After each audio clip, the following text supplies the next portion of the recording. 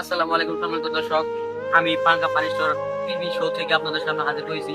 আমাদের মোনাকলের এই লক্ষ্মীশ্বর এলাকায় খুব দুর্ভিক্ষ দেখা দিয়েছে। বন্যার পানি সুনামিতে সব ভেঙে তছনছ হয়ে গেছে। এমনকি ধান খেত হয় নাই, সবকিছু ভেঙে ধ্বংস হয়ে গেছে।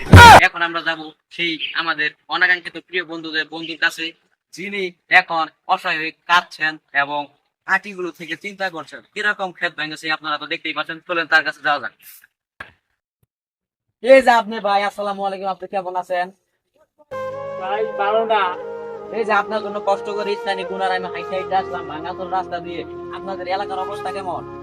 ভাই দেখছেন এই আমার কত সুন্দর করে খেতটা আবাদ করছি, গতবার আবাদ করছি। এখন এই বৃষ্টির পানিতে ভেঙে তছনছ হয়ে এই গাহির দিকে ডালা নামতাছে। এখন ভাই তো আমার আর জমিন নাই, আর কিচ্ছু নাই। এই টুক দিয়ে আমি সংসার করে খাইতাম, এখন এইটুকু ভেঙে গেল। এখন আপনি কোথা থেকে এসেছেন ভাই? আমি এসেছি পাঙ্কা ফানিস্টোর টিভি থেকে। ভাই, আপনার কথা শুনে আমার খুব দুঃখ লাগলো।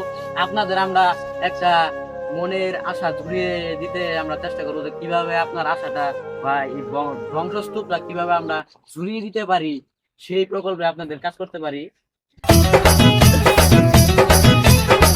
ভাই তাহলে আমাদের কষ্ট দুঃখ দূর করবেন, তাহলে এই জায়গাটা ঘুরাই দিবেন, তাহলে তো আমরা সংসার করে আবার নতুন করে আবাদ করে খামু।